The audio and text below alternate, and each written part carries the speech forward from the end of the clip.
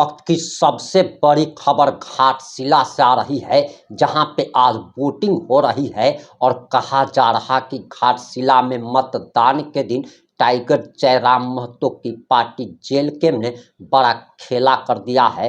नमस्कार, मैं प्रिंस कुमार सिंह और आप देख रहे हैं पॉजिटिव टॉक्स। अगर अभी तक आपने चैनल को सब्सक्राइब नहीं किया है तो खबरों से अपडेट रहने के लिए कृपया चैनल को सब्सक्राइब कर लीजिए, और जो लोग ऑलरेडी कर चुके हैं उन तमाम लोगों को सहृदय धन्यवाद। अब वापस आते हैं हम अपनी खबर पर, और जरा आप जेल कैम नेता का ये बयान सुनिए कि आखिर कैसे जेल कैम ने घाटशिला चुनाव में खेला कर दिया। पहले तक में कि नंबर 1 में कौन सी पार्टी है, नंबर दूसरे पे कौन से है, तीसरे पे है, वो एक आकलन किया जा रहा था। लेकिन अब जब हमने सघन कैंपेनिंग किया, हमारे पार्टी ने पूरा एफर्ट लगाया, पूरे झारखंड के जितने पदाधिकारी हैं, कार्यकर्ता हैं, समर्थक हैं, जो टाइगर जयराम महतो को झारखंड के उम्मीद के रूप में देखते हैं, मानते हैं, स्वीकार करते हैं, वे सारे लोगों ने, छोटे छोटे बच्चे लेकर माताएं बहनें आई हुई हैं, बुजुर्ग आए हुए हैं, बंगला भाषी लोग आए हुए हैं, संथाल भाषी लोग आए हुए हैं, अलग अलग जाति समुदाय के लोग आए हुए हैं, और सबका एक ही मकसद है कि जिस विचारधारा के माध्यम से झारखंड में एक उम्मीद जगती है, युवाओं के सपनों को पंख मिलता है और यहाँ के लोगों की उम्मीदों को पानी मिलता है, हवा मिलता है, ऐसे विचारधारा का समर्थन करने की बात जब आती है तो सारे लोगों का यहाँ आना एकदम स्वाभाविक है।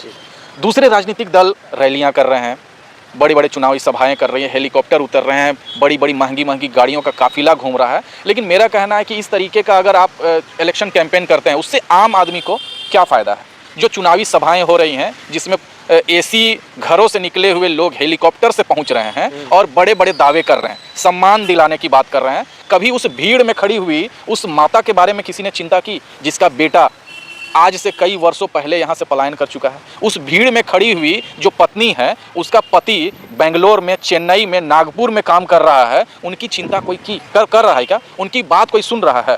जो बहनें अपने भाइयों को देखने के लिए तरस रही हैं, क्योंकि उनके भाई यहाँ से पलायन कर चुके हैं। किसी गाँव में आप चले जाइए, गाँव इतने सुंदर हैं, हरा भरा पूरा विधानसभा है, पूरा का पूरा घाटशिला नेतरहाट से कम 20 गुना ज़्यादा खूबसूरत है। यहाँ डैम है, पहाड़ हैं, जंगल हैं, खूबसूरत घर हैं, खूबसूरत सड़कें हैं, कच्ची सड़कें हैं लेकिन खूबसूरत हैं।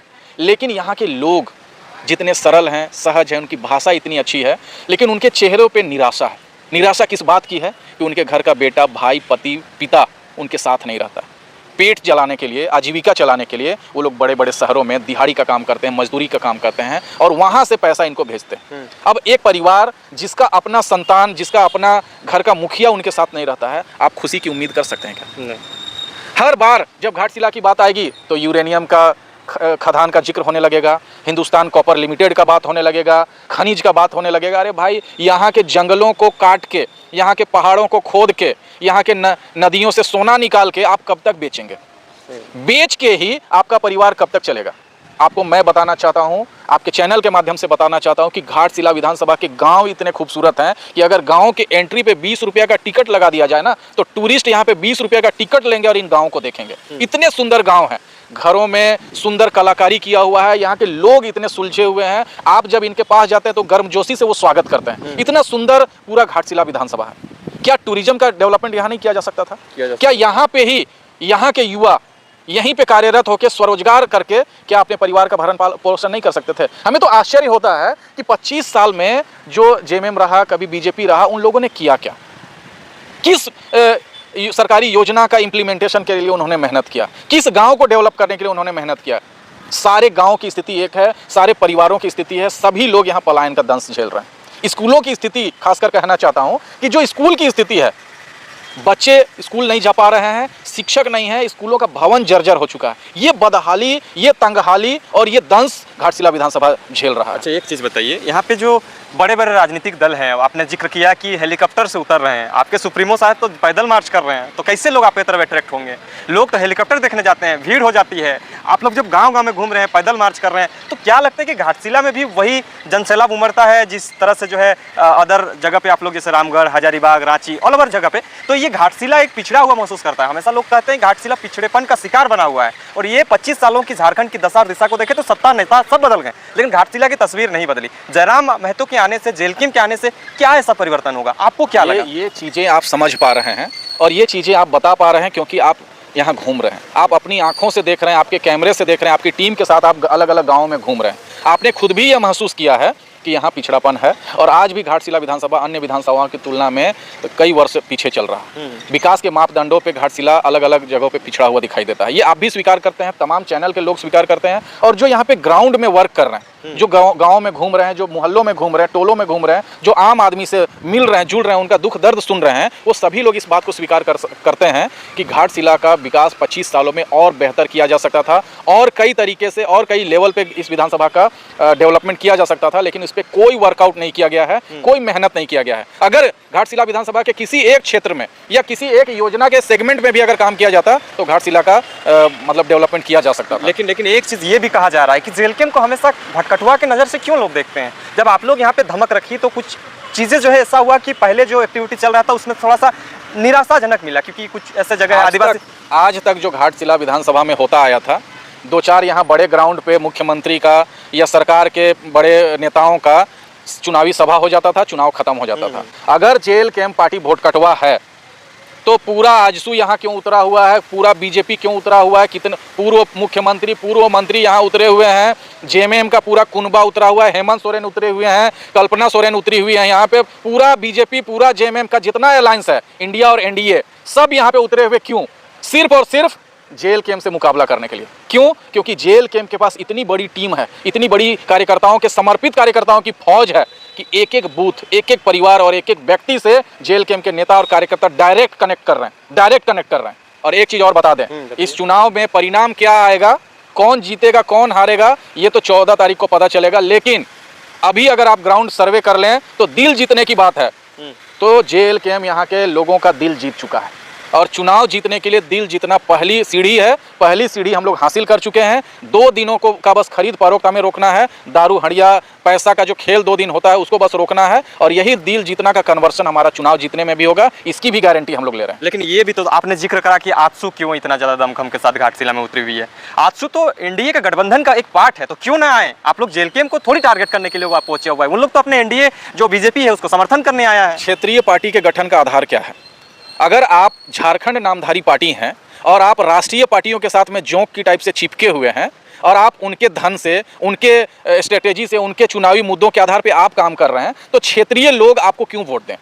आप क्षेत्रीय लोगों का जो मुद्दा है, जो समस्याएं है, उसकी बात तो कभी विधानसभा में आप करते नहीं हैं। यहाँ के लोग पलायन को क्यों विवश हैं? यहाँ के लोगों को रोजगार क्यों नहीं नसीब है? यहाँ अच्छी शिक्षा क्यों हासिल नहीं है? स्वास्थ्य सुविधाओं के लिए आज भी या तो रांची या टाटा या फिर भेल्लोर और दूसरे शहरों में जाने के लिए घाटशिला के लोग क्यों विवश हैं?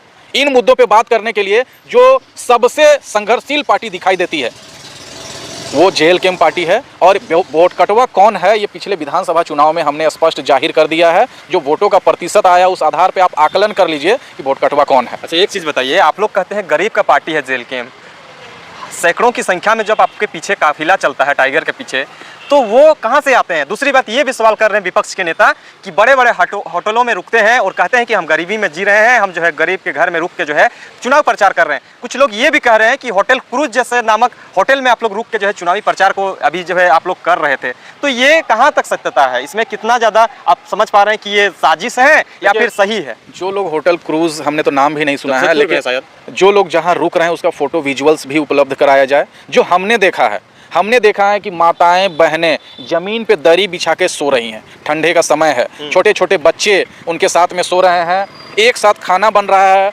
भात दाल सब्जी खाना खा रहे हैं और संघर्ष कर रहे हैं। रात रात तक ठंडे में पैदल चल चल के लोग चुनावी कैंपेनिंग कर रहे हैं। जो ग्राउंड रिपोर्टिंग आपने भी किया, आप भी देख रहे हैं। जो काफिला चल रहा है, जो काफिले की बात करते हैं, वो कार्यकर्ताओं का अपना गाड़ी है, ना तो किसी को तेल मिल रहा है, ना होटल में रहने का, लॉज में रहने का या कहीं अल्टरनेटिव व्यवस्था करने का पार्टी की तरफ से कुछ सुविधा मिली है। और ये परिपाटी और ये परंपरा जेएलकेएम में है ही नहीं, क्योंकि ये कार्यकर्ताओं द्वारा जो आम झारखंडी हैं, जो झारखंड में अपनी अस्तित्व की लड़ाई लड़ना चाहते हैं, अपनी मजबूती के लिए संघर्ष करना चाहते हैं, उन लोगों के द्वारा निर्माण किया गया पार्टी है। सबके सहयोग से पार्टी चलती है। चुनावी कैंपेनिंग भी सबके सहयोग से चल रही है। और सबसे सुखद पक्ष क्या है कि जहां दूसरे पार्टियों को बूथ तक कैंपेनिंग करने के लिए कार्यकर्ता नहीं मिल रहे हैं, बूथ में खड़े होने के लिए बूथ कमेटी के लोग नहीं मिल पा रहे हैं, हमारे पार्टी में एक एक बूथ में टोलियां घूम रही हैं।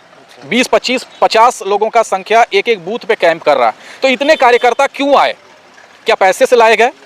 सिर्फ और सिर्फ विचारधारा की बात है। टाइगर जयराम महतो की जो विचारधारा है उससे प्रभावित लोग हैं, मोटिवेटेड लोग हैं, जो लोग डोर टू डोर कैंपेनिंग अपने स्व प्रेरणा से, हमारी कोई ब्रीफिंग नहीं है, कोई निर्देश नहीं है, लेकिन अपनी स्व प्रेरणा से एक एक पंचायत, एक एक गांव, एक एक बूथ, एक एक परिवार और एक एक व्यक्ति से कनेक्ट करने का काम यहाँ के जेल कैंप के कार्यकर्ता कर रहे हैं, पार्टी के पदाधिकारी कर कुछ रहे लोग ये भी कह रहे हैं कि आप लोग जो है सत्ता पक्ष के बी टीम है और उन लोग को जो है प्रायोजित करके आपको भेजा गया है ताकि विपक्ष के नेताओं को डैमेज किया जाए, आप बीजेपी जैसे बड़े नेता, बड़े पार्टियों के प्रत्याशी को उस तरह का मत ना मिले, और आप लोग जिस तरह से जो है ऐसे इलाके हैं जिसमें कुछ लोग कह रहे हैं कुर्मी जो बहुल इलाका है उस सब में जाके अच्छा कैंपेनिंग कर रहे हैं और उस सब वोटर को कन्वर्ट करने का काम कर रहे हैं, मतलब ये कितना सत्य है? मिसाल देना चाहेंगे कि स्टेडियम के बाहर जो दर्शक बैठे हुए रहते हैं ना, वो मैच देखते हैं तो उनको लगता है कि इस बॉल पे तो हम छक्का मार सकते थे या इस बॉल में तो हम फलाना बैट्समैन को आउट कर सकते थे, लेकिन उन्हीं को जब बैट पकड़ा दीजिएगा तो हाथ कांपने लगता है। तो जो लोग बयानबाजी कर रहे हैं कि वोट कटवा है तो बी टीम है, सी टीम है, ए टीम है, उन लोगों को राजनीति का ABCD पता नहीं है, क ख ग घ पता नहीं है।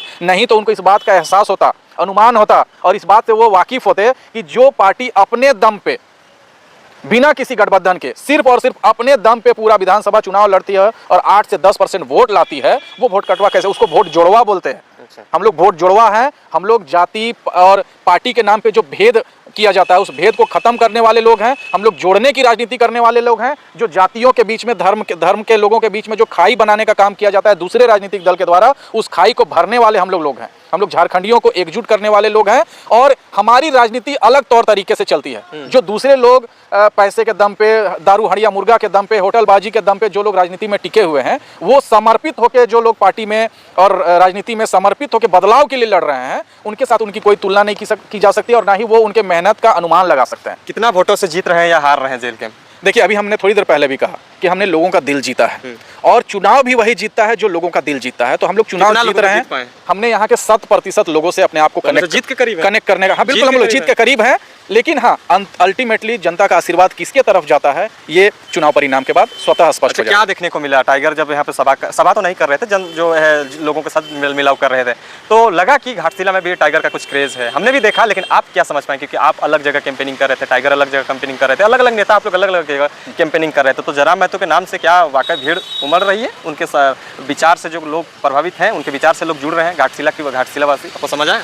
देखिए, हम लोग कोई भी बयान देते हैं तो कोई पॉलिटिकल लीडर के तौर पे हम लोग बयान नहीं देते हैं। हम लोग अपने आप को पॉलिटिकल एक्टिविस्ट मानते हैं जो कि राजनीति में कुछ बदलाव की उम्मीद के लिए संघर्ष कर रहे हैं। एकदम ईमानदारी से कहना चाहूँगा कि किसी भी गांव में जब हम पैम्पलेट लेके पहुँच रहे हैं, टाइगर जयराम महतो की बात कर रहे हैं, तो जो आगे की बात है, वो बच्चे बता रहे हैं। बच्चे खुद से एक्सेप्ट कर रहे हैं कि हम लोग टाइगर के फैन हैं। महिलाएं खुद से एक्सेप्ट कर रही हैं कि हम लोग उनको बोलते हुए पसंद करते हैं। उनके मुद्दे, वो जो मुद्दा बेबाकी से उठाते हैं, उन मुद्दों को हम लोग पसंद करते हैं।